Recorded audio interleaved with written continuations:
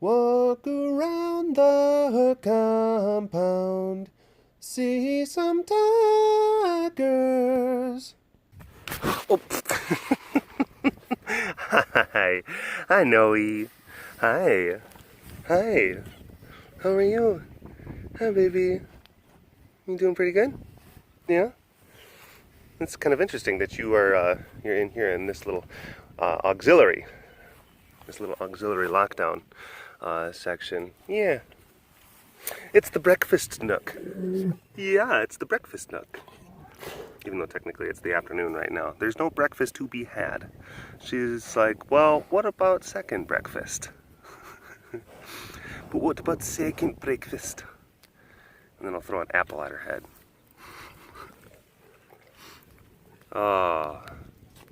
It's interesting out right now. Interesting. Because it's warm. It's warm and kind of muggy. But cats are out. Oh, look at those clouds. Capture. Ooh, very nice. We've been having a lot of thunderstorms, a lot of convective activity. You can see back there that we've got a lot of cumuliform clouds, indicating a more dynamic and unstable atmosphere. There was a little bit in the way of some sprinklies. Wawa, are you coming to the breakfast nook? He's like, yeah. It's the hot place to be. It's the hot place to be. All the cool kids go to the breakfast nook. Oh my goodness. Oh my gosh. Ring around the genitals. Nose is full of ball sacks.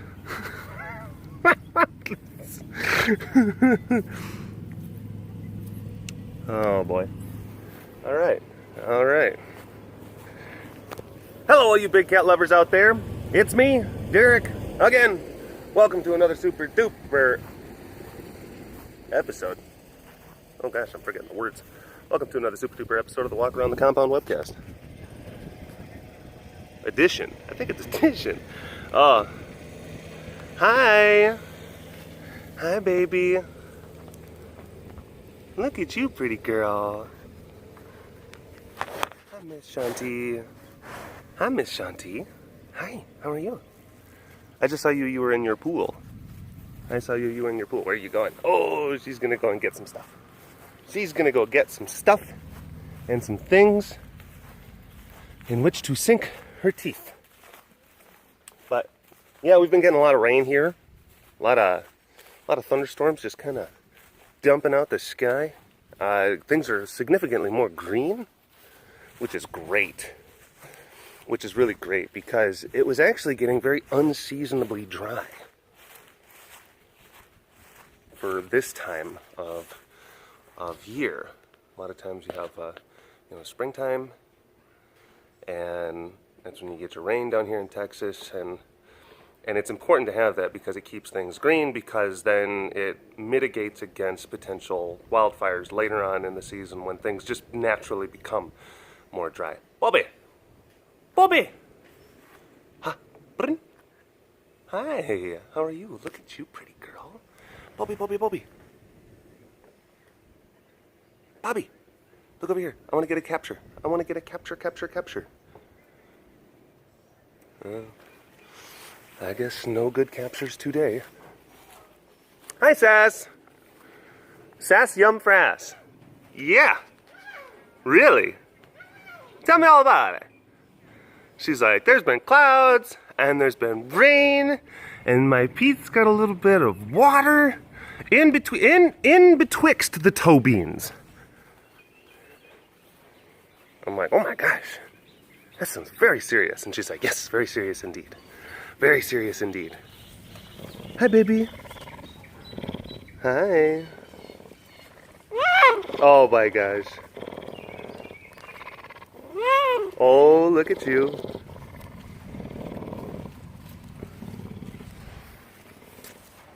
Too precious. Oh look, she's like, it's the ground's still a little bit moist. Ah, it's the moisture. Yeah, hi baby. How are you?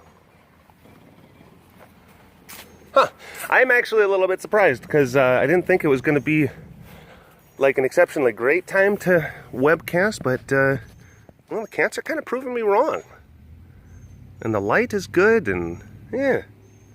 So I guess it's a pretty decent. I think I saw Jake. Jake. Jake from State Farm and his khaki pants.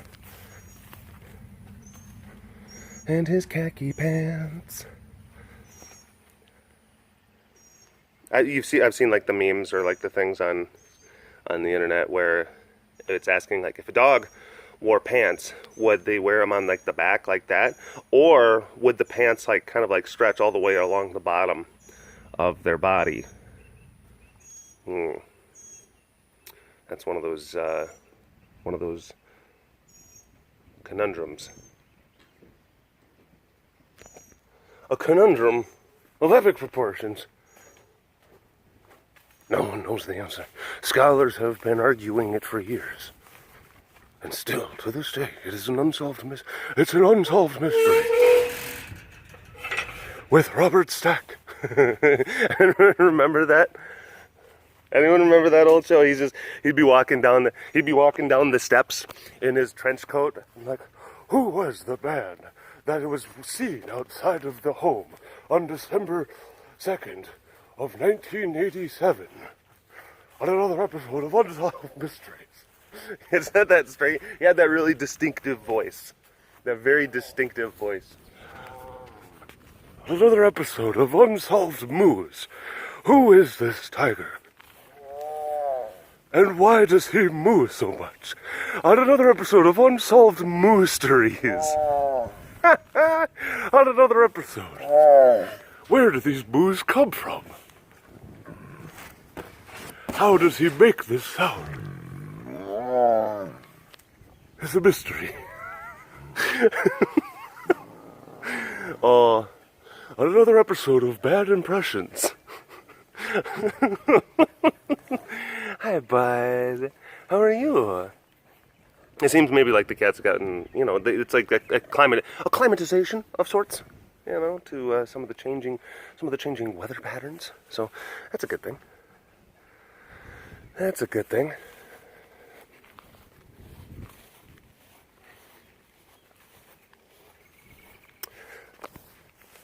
I've got some new tiers I'm going to be adding to my Patreon page for people who want to support the channel and support the platform. I'm going to start doing exclusive content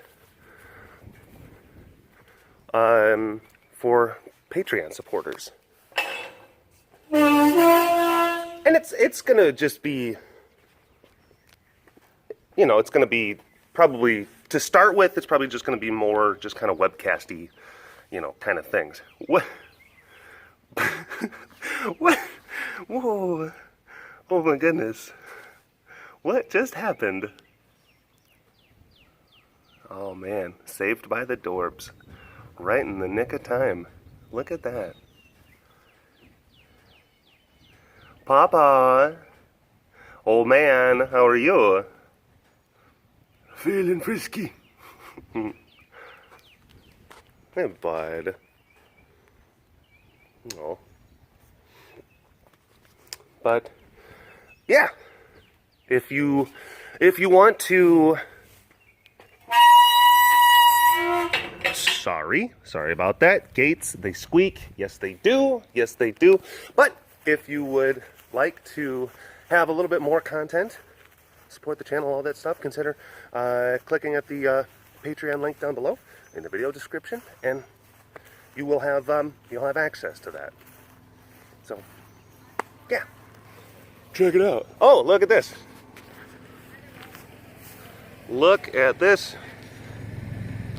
In the middle of the building, some new platforms. Big stuff.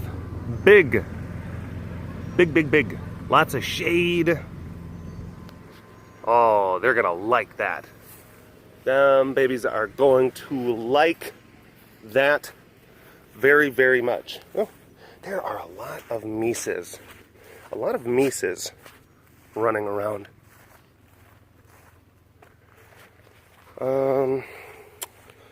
Let's go ahead and teleport. Look at that. Oh man, water, right? I'm like one of those like airbenders or something. I don't know. My kids used to watch that show. I never got into it. Hi, boys. Hi. Ooh. Hi. How are you? Hi, bud. Hi, bud. Hi, new doll. Da volley. Da volley. Ooh. Hi, Mr. Man. Hi.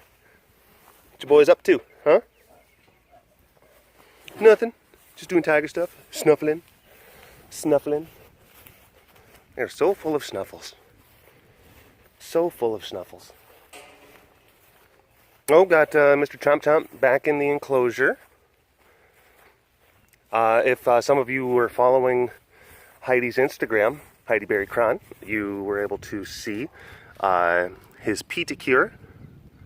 Dr. Bill was able to come over and clip his claws that were just growing and kind of curling back and poking him in the peats. But he's able to walk around and he's doing a lot better. Back in his enclosure. And yeah, now we're just kind of left having to, because, well, you know, Heidi's been cleaning the pee off of the walls in the sunroom, in the rehab room. So, yay, thanks, chompers. Yeah, do my best. I try, you know. It's hard work being a tiger. Hi, boys. Got the shade up, and that's mostly for, you know, people, for our tour guests. I think we moved on to summer tour hours.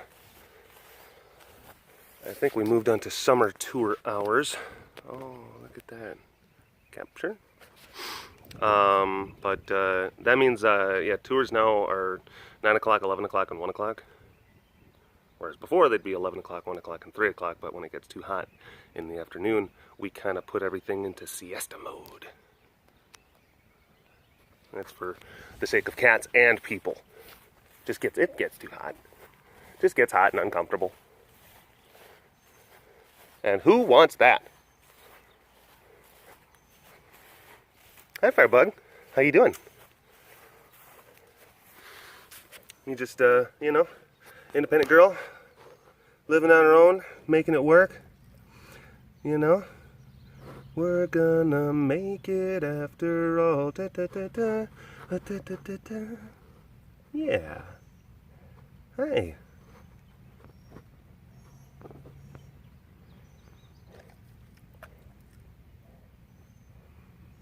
I think, now correct me if I'm wrong, but I think that the original storyline for the Mary Tyler Moore Show was supposed to be that she was a divorcee. She was a divorcee, and then she was going to be living on her own. But I think that the network at the last minute kind of pulled out of that storyline because they're like, oh no, because that's still kind of against, you know, some of our values, and we don't want to promote that, and oh goodness gracious, we can't acknowledge that that's a thing. So I think that they changed it to where she was stood up on the altar, to where it was like, okay, well, she is still like, oh, that we're able to preserve the moralistic integrity of the story based on some of our values at the time, and still inject the new progressive attitude into the thing. And I guess that was the compromise that they made to then get that show going on. interesting. And correct me if I'm wrong. I'm not sure if that's the actual story. Someone may have to check it out. Someone may have to Google it. I heard that, and I thought that was kind of interesting. But it's like the slow march of some of those, more progressive ideals.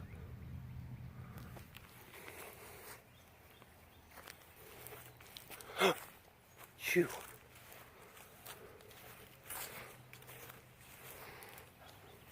The transition of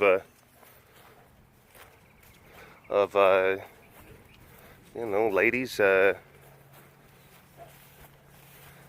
are, of course you have like that nuclear family kind of envisionment of the 1950s where, honey, I'm home, and like, I have a pot roast, dear, and like, oh, this is a wonderful lifestyle that we have, and you take care. You know what? Here you go, honey. I'm going to add a little bit more of your weekly allowance, Buttercup.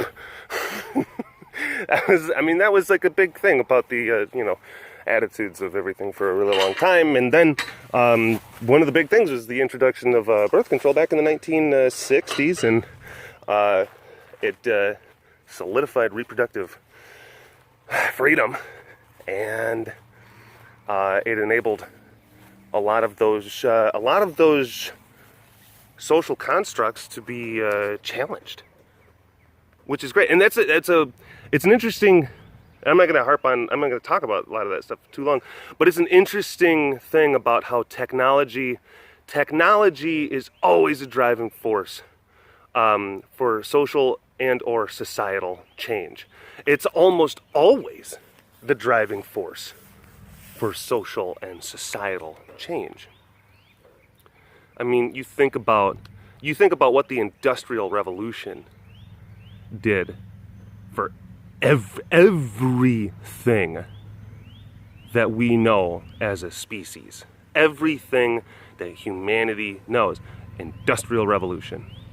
And then you think about, the proliferation of weapons technology that completely upended how we fight wars, and then subsequently how we engage in global politics. And that was made evident in the first, it's like definitely the First World War was the big smack in the face. Like, what? This is look at this.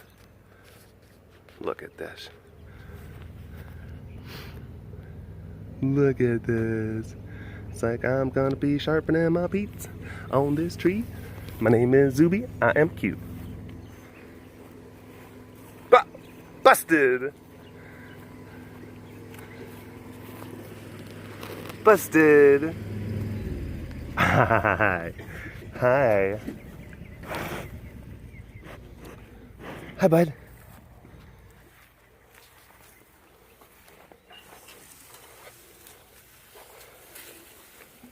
And then, of course, you have the internet. And then when the internet was made commercially available in 1995, and how that just radically changed everything. And then a period from 1995 to 1997, I think, here in the United States, we saw at least like 50 million Americans, like, they got personal computers and they went online, which was a staggering percentage of the population. It was huge. Because the technology would allow it. It was cost effective. People could have it commercially available. They could have it in their homes, and then it opened people up to this, just so many different communities and conversations. But then, of course, you have people that they wanted to use it for personal gain, or they wanted to exploit vulnerabilities. They wanted to engage in malicious activities, and so then it behooved other people to develop countermeasures. You see stuff like that with like the ransomware thing that happened recently. And that's also another, it's an interesting kind of thing, because that's how, hi buds, hi guys. Oh, you're still shedding. Oh, you still got those gross kind of just kind of tufts of fur, just kind of, yeah. Hi. You guys are looking good. They've been on a bit of a diet. They've been on a bit of a diet. Yeah, looking svelte. Looking svelte, Tiggies. Not so chubster. Not so chubster. Yeah.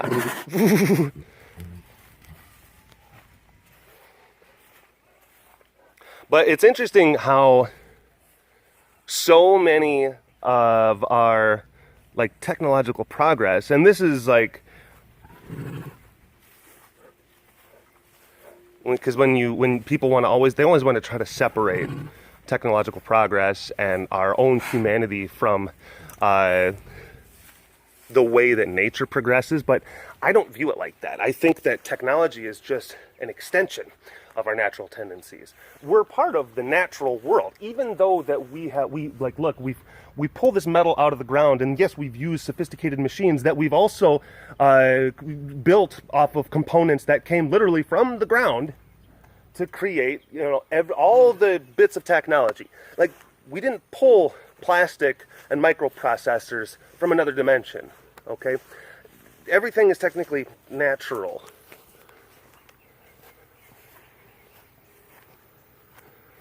And yes, I know, like, things can be, we're getting into crazy other tangents about, like, like the harm that a lot of our industrialization has caused, which it absolutely has. But just because, that's the other thing, just because it's natural doesn't mean that it's good. Malaria is organic. Or you can go try to take a dip in one of the hot springs, like the acid-filled hot springs in Yellowstone. Like, that's natural too. It's, the sun is natural. Go try to eat it. I'm just trying to say, like, it's good to have perspective on these things. But what I was talking about before, what I was trying to get to, and then I get sidetracked, as I so oftentimes do, was the progression in so many ways, especially now, of technology and computer, like, software definitely sees this. It mimics a lot of the like mutation and natural selection processes that you see playing out in naturalistic kind of evolutionary kind of facets. And I think that that's pretty interesting. That's pretty fascinating, because what you find in the natural world is organisms. They live, and the ones who have naturally, like, mutated beneficial traits are able to have a competitive advantage over their peers, and then they're able to pass on those traits via their offspring, and that's how evolution has worked for billions of years, like natural based evolution. But and so much of it is like nature, like, I'm saying like a lot. That's a verbal crutch. I gotta work on that. Like, like evolution, brah. Stop doing that. It makes you sound like a dum-dum.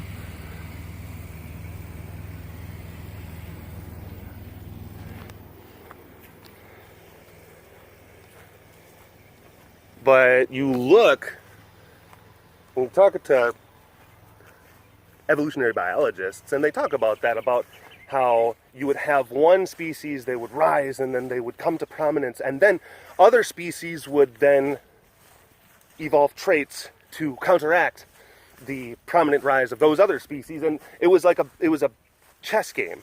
It was like a biological chess game that kind of went back and forth, and it created the tremendous amount of biologic diversity, natural diversity that you see.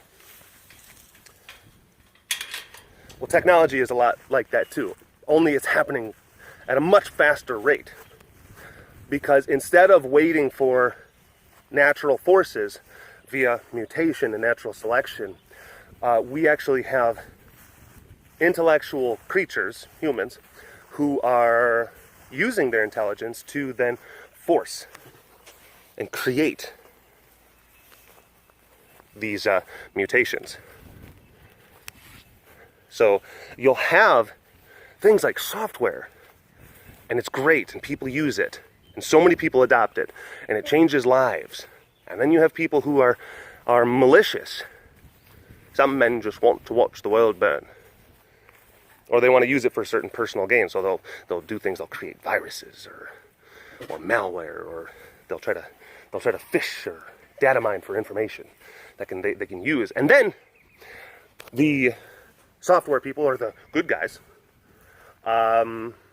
which oftentimes it gets a little hazy. Who's good, who's bad, who's a little bit of both. Tinfoil hat time. Ooh. But then they will create new and better programs to counteract the effects of the malicious ones. And in many ways, that's how progress is made. How so much of our it's this technological arms race that mimics in so many ways a biologic kind of arms race that has been playing out for billions of years. That's how warfare developed, how modern warfare, the tactics that were used in the conflicts like the Spanish-American War, or go back into like the Civil War, were wildly different than the tactics which eventually were adopted in things like World War I and World War II. They had to change. They had to.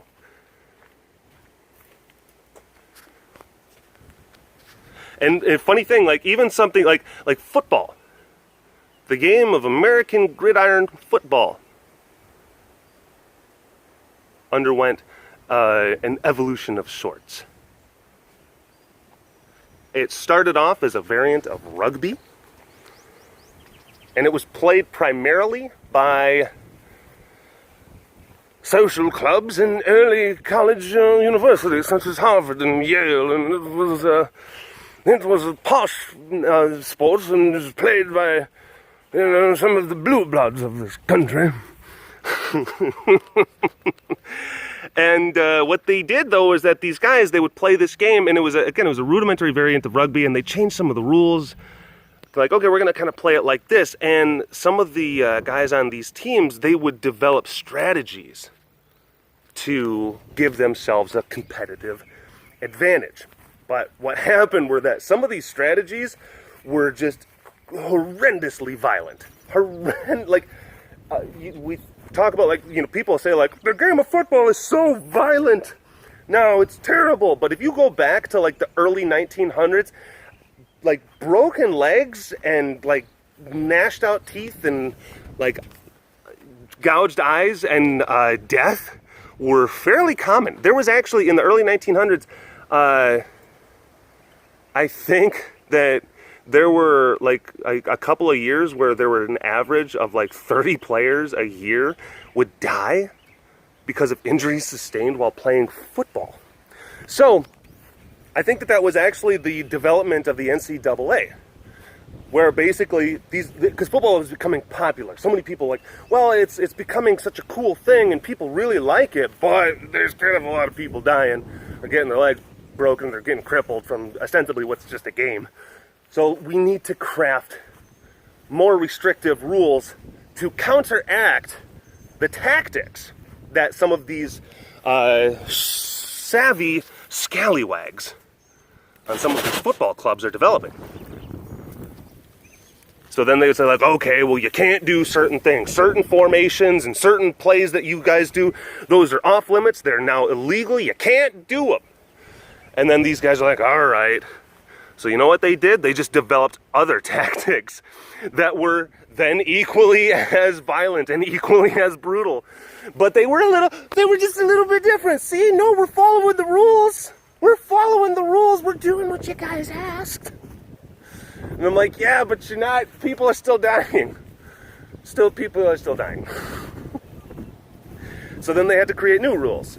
And that's how the game, it was how the game was evolved into, the sport that we now know today. And the sport is still evolving. Squish, squish, squish. Squish, squish, squish. Squish, squish, squish. So that was like, it's almost like these biologic evolutionary processes. And that's why, because everything is based on, hold on. These guys, they came out, and there's clouds, and I wanted to, it's like, you know, you just know, because after you film in the compound for so long, and you just get a sense for like, okay, there's light, there's clouds, there's cats, boom, it's go time. There we go, see? Ah, that was nice. That was nice. Good times, good times. Hi, hi. So yeah, that's